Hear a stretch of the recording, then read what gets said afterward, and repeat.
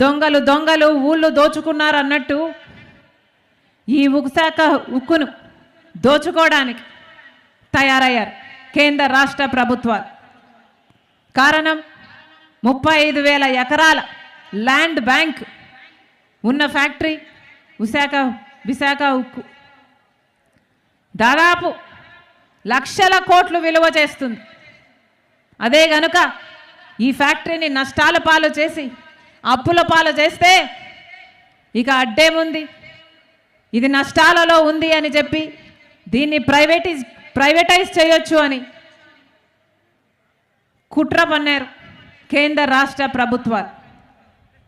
ఇందాక అంకుల్ చెప్పినట్టు, రఘువీరారెడ్డి గారు చెప్పినట్టు, ఒక కుక్కను చంపాలంటే ఇది పిచ్చిది అని పుకారు పుట్టిస్తే చాలట. పెద్ద